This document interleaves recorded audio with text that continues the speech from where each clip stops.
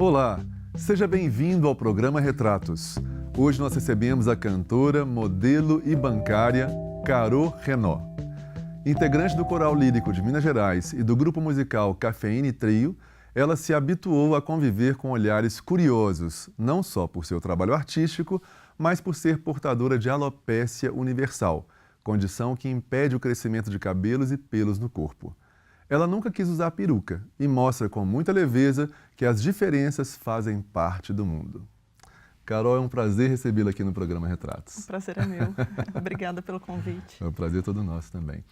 Querida, eu queria te apresentar um pouco mais então para o nosso público telespectador, né? Você começou seus estudos superiores em administração e em ciências sociais, Sim. mas a sua grande paixão sempre foi a música. E foi em canto que você se formou na Universidade do Estado de Minas Gerais. E é nesta área também que você faz o seu mestrado na Universidade Federal de Minas Gerais. Isso. Não é? Você integra o Coral Lírico, como já falamos, né, de Minas Gerais, esse grupo musical Cafeína e Trio também, Sim. né? E já cantou em várias óperas, além de também ser modelo e bancária, como já dissemos, né? Apesar dessa multiplicidade de talentos e de atuações, você desperta ainda muita atenção e curiosidade das pessoas por causa da sua questão estética, né? Do seu físico diferenciado. Sim. E muitas vezes as pessoas a confundem com uma paciente de câncer que está sob os efeitos colaterais da quimioterapia, né?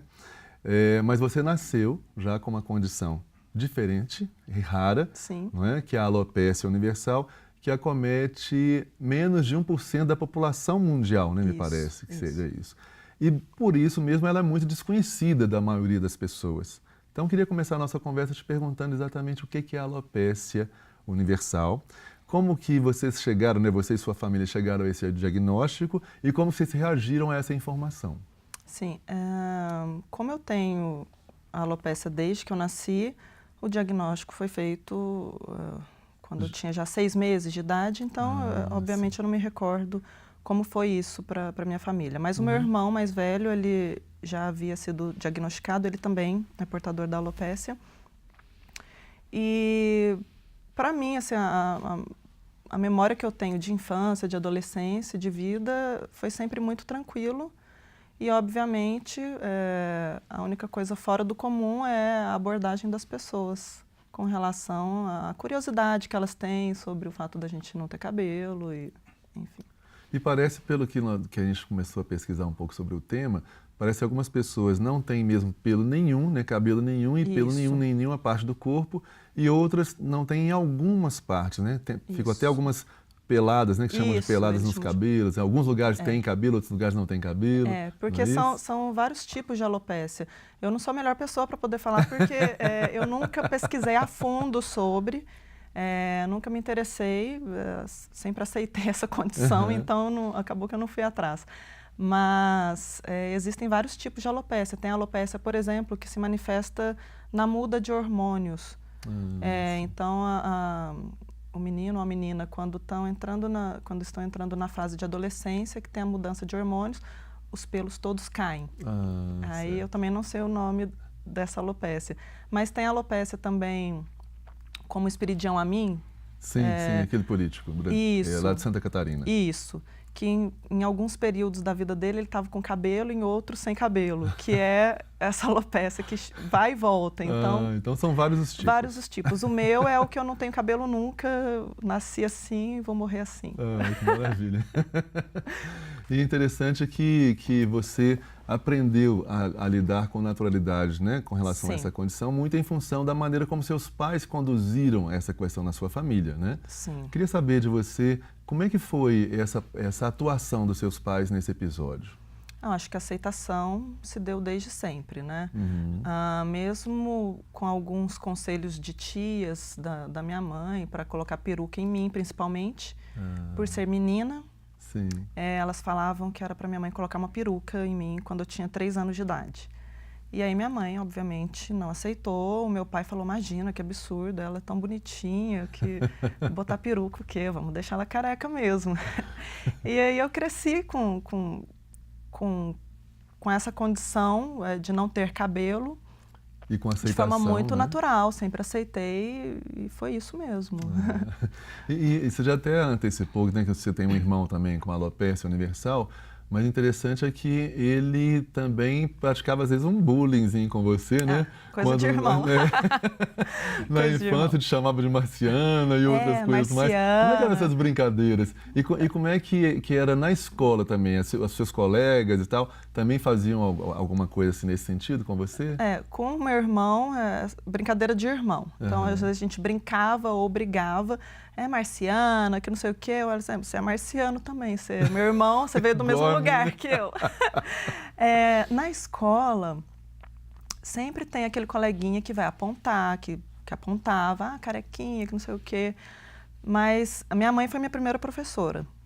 E aí, enquanto a gente estava lá no jardim, que todo mundo conhecia e tal, ela tratava normalmente, os coleguinhas também, não tinha problema nenhum. Quando a gente foi mudar de escola, minha mãe falou, olha, se alguém chamar você de carequinha, tudo bem, porque você é careca. Agora, se chamar de cabeluda, parte pra cima e me chama que eu vou junto. Então, quando os coleguinhas falavam, carequinha, eu olhava, sou mesmo. Sou mesmo, não tá falando nada demais, de novo pra mim, né? Exatamente.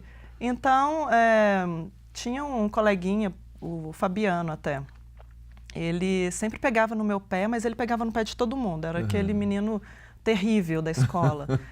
E aí, às vezes, ele chegava, ria, apontava o dedo, ria e punha a mão na minha cabeça e tal. Mas festa junina, por exemplo, ele me chamava para ser a parceira dele, para dançar quadrilha. Que legal.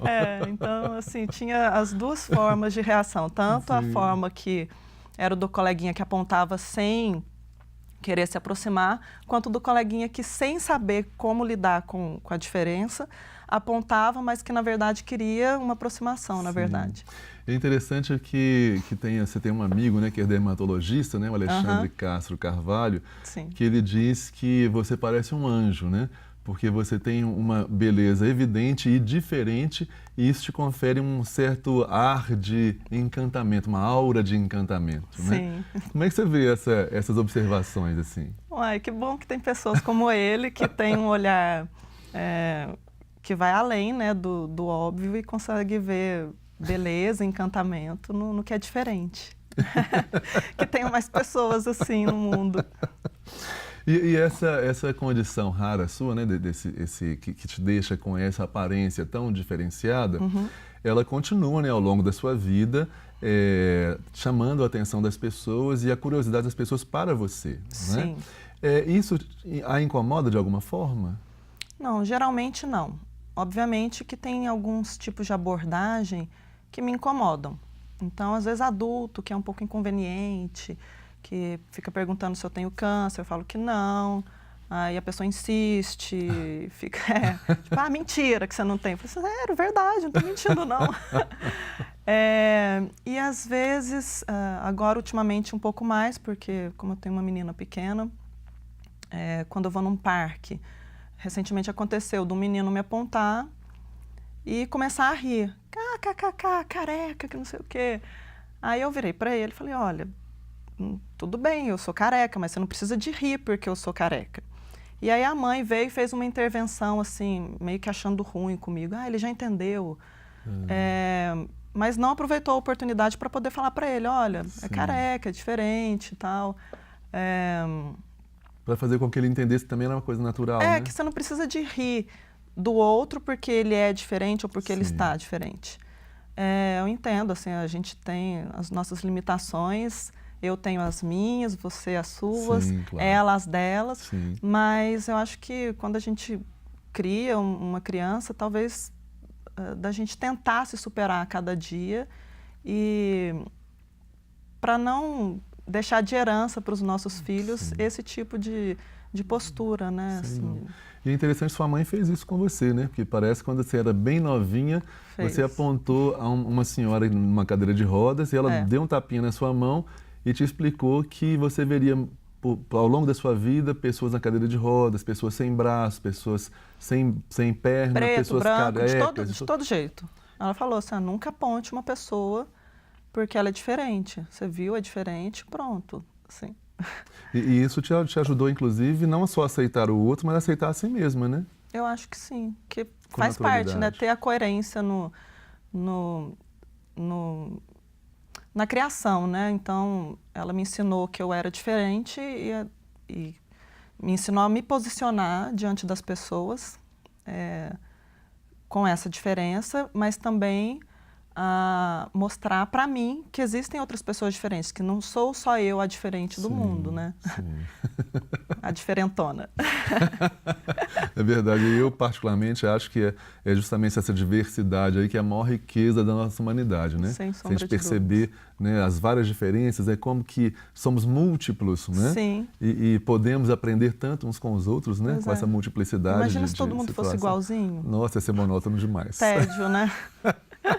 Padrão industrial, né? Produção em série, né? todo mundo Tudo igual. Branco, branco, Tempos branco, modernos. branco. Preto, preto, preto, preto. Não dá certo. Querida, nós vamos interromper brevemente a nossa conversa para o intervalo, mas não saiam daí que nós temos muitas histórias interessantíssimas sobre não só a alopécia, mas sobre a arte da nossa convidada de hoje, a Caro Renaud. A gente volta já já.